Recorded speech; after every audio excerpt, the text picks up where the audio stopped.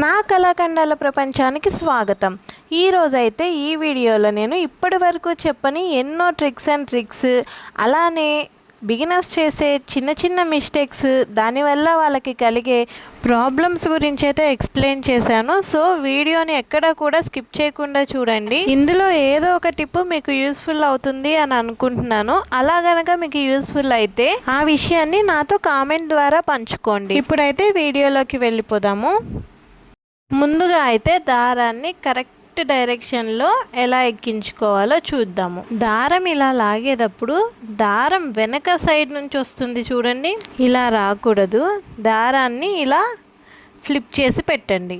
అప్పుడు దారం అన్నది వెనక సైడ్ నుంచి, ఇప్పుడు చూడండి ముందు సైడ్ నుంచి ఎలా వస్తుందో ఇలా మనం ఎటువైపు అయితే ఉన్నామో అటు సైడు దారం రావాలన్నమాట. ఇలా వచ్చిన తర్వాత ఇక్కడ ఒక గాడిలాగా ఉంది చూడండి, ఈ గాడిలోనికి వెక్కించుకుని ఈ టెన్షన్ వీల్ చుట్టూ ఒక తిప్పాలి. ఈ టెన్షన్ వీల్లో ఎక్కించేటప్పుడు దారాన్ని ఎప్పటిలా కాకుండా ఇలా గట్టిగా టైట్గా పట్టుకుని లాగితే దారం టెన్షన్ వీల్ లోపల నుంచి రావాలి. అప్పుడే కరెక్ట్గా వచ్చినట్లు. ఇక్కడ ఎల్ షేప్లో ఇంకొకటి ఉంది చూడండి, దానిపైనుంచి మనం దారం తీసుకోవాలి. తీసుకున్న తర్వాత ఇక్కడ ఇంకొకటి ఉంది చూడండి, ఈ హోల్లో మనం దారాన్ని ఎక్కించుకోవాలి. ఈ హోల్లో దారాన్ని ఎక్కించుకున్న తర్వాత ఇక్కడ కింద కనిపిస్తుందా మీకు, ఇది కొక్కెంలాగా ఉంటుంది. ఇక్కడ మధ్యలో గ్యాప్ వస్తుంది మనకి చివరికి.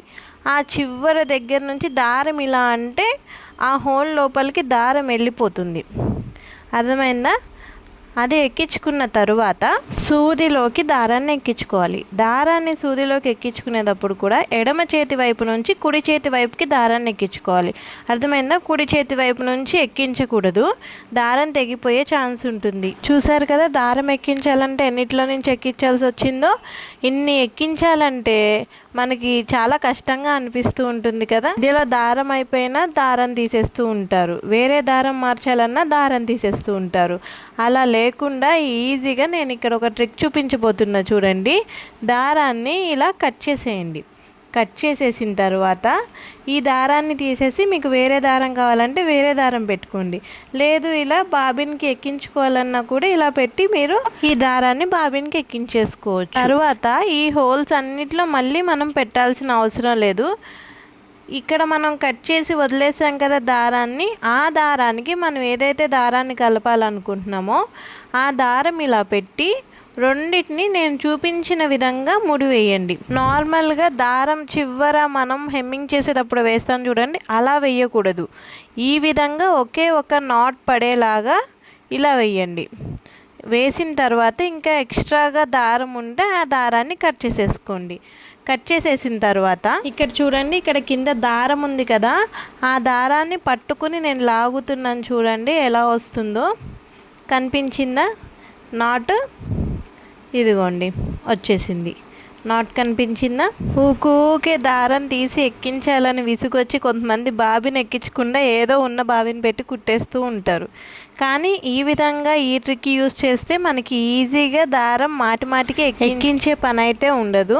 ఇంకెప్పుడైనా కూడా మీరు దారం మొత్తం తీయకుండా ఇలా ట్రై చేయండి, అని చాలా సులువుగా ఈజీగా అయిపోతుంది. ఇప్పుడు బాబిన్ని కరెక్ట్ డైరెక్షన్లో ఎలా పెట్టుకోవాలో చూపిస్తా చూడండి.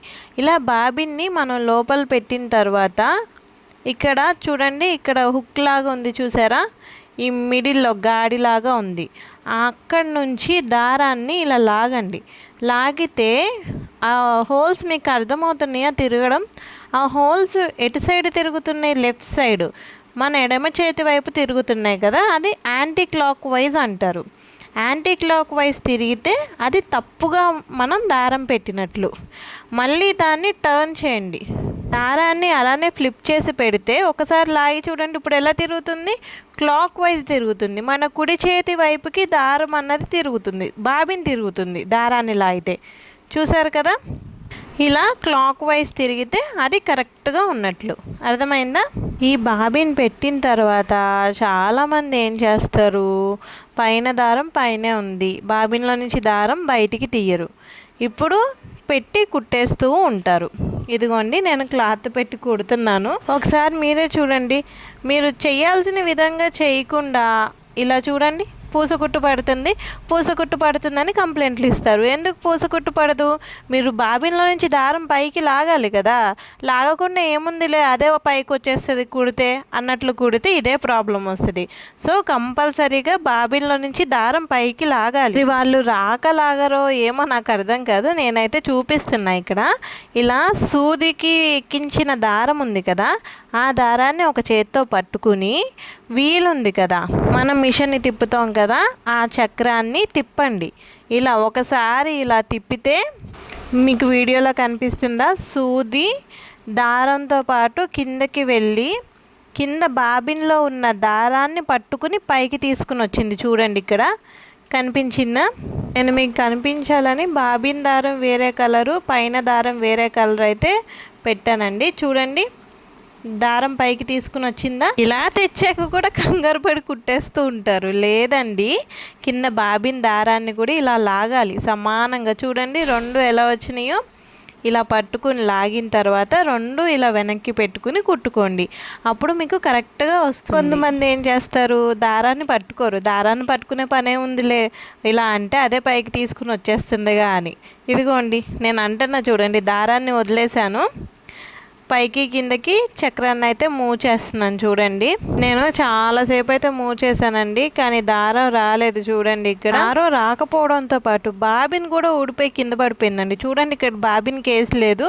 అలానే దారం ఏమైందో చూసారా, పైన దారం వచ్చి ఇక్కడ స్టక్ అయిపోయింది. చూడండి లాగితే కూడా రావట్లేదు, ఎంత గట్టిగా స్టక్ అయిపోయిందో. ఇలా లోపల పార్ట్స్లో చుట్టుకుపోతుందండి. ఇది చాలా ప్రమాదం అవుతుంది. ఆ దారాలన్నీ అక్కడ ఇరుక్కుపోతూ ఉంటాయి. సో ఇలా కూడా ఎప్పుడు చేయకండి, చాలా జాగ్రత్త. మీరు మీ చేత్తో దారాన్ని పట్టుకుని మాత్రమే వీల్ని తిప్పి బాబిన్లోని దారాన్ని జాగ్రత్తగా పైకి లాగండి. ఓకేనా? ఇది స్టిచ్ సైజ్ అండి. స్టిచ్ సైజుని చేంజ్ చేసుకునేది ఇక్కడ ఉండండి. ఇవన్నీ మైనస్ అండి. పైన ఉండేవన్నీ 0 దగ్గర నుంచి 5 వరకు స్టిచ్చెస్ అయితే ఉంటాయి. ఇది మనం ఈ స్క్రూ ఉంది కదా, ఈ స్క్రూని యాంటీ క్లాక్ వైజ్లో మన ఎడం చేతి వైపుకి తిప్పుతూ ఉంటే స్క్రూ లూజ్ అవుతుంది. లూజ్ అయినప్పుడు మనం ఇలా ఏ నెంబర్ దగ్గరికి కావాలో ఆ నెంబర్ దగ్గరికి మూవ్ చేయాలి. ఇలా మూవ్ చేస్తే నేను ఇక్కడ చూపిస్తున్నా చూడండి, ఇక్కడ మన పాదం ఉంది కదా, పాదం కింద పళ్ళు ఉన్నాయి కదా, అవి చూడండి మూవ్ అవుతున్నట్టు కనిపిస్తుందా మీకు? ఒకసారి వాటిని గమనించండి. ఇది మనం కదుపుతూ ఉంటే ఆ పళ్ళు అన్నవి మూవ్ అవుతాయి అన్నమాట. దానివల్ల మనకి స్టిచ్ డిఫరెన్స్ అయితే వస్తుంది. ఇప్పుడు మనం నార్మల్గా కుట్టే కుట్టుకైతే నెంబర్ 3 పెట్టుకోవాలి. లేదు మేము లూజ్ కుట్టేసుకుని ఏదైనా ఉంటే కదా, జిప్పులు వేసేటప్పుడైనా హెమ్మింగ్ వేయడానికి అలా లూజ్ కుట్టు వేసుకుంటాం కదా, 5 నెంబర్లో పెట్టుకుంటే అప్పుడు మనకి లూజ్ కుట్టు అయితే పడుతుంది. నెంబర్ 2, 1 కుట్లు పెడితే ఏమవుతుందంటే కుట్టు చాలా దగ్గరికి పడిపోయి చాలా గట్టిగా ఉంటుంది. ఒకవేళ మనం ఆ కుట్టు ఇప్పాలన్నా విప్పలేము, అలానే చిరిగిపోయే ఛాన్స్ కూడా ఉంటుంది. సో మిడిల్లో పెట్టుకోవాలన్నమాట. నెంబర్ 3 అన్నది మనకి మిడిల్ కదా, ఆ మిడిల్ కుట్టు పెట్టుకుంటే మనకి స్టిచ్చింగ్ అన్నది పర్ఫెక్ట్గా వస్తుంది. ఇప్పటి వరకు కవర్ చేయని టాపిక్స్ అయితే నేను ఈ వీడియోలో చెప్పాను. ఇంకా మీకేమైనా ప్రాబ్లమ్స్ ఉంటే నాకు కామెంట్ చేయండి. ఈ వీడియో మీకు యూస్ఫుల్ అయ్యిందంటే లైక్ చేయండి. ఇలాంటి మరెన్నో యూస్ఫుల్ వీడియోస్ కోసం మన ఛానల్ని సబ్స్క్రైబ్ చేసుకుని ఫాలో అవడం మాత్రం మర్చిపోకండి. Thank you for watching.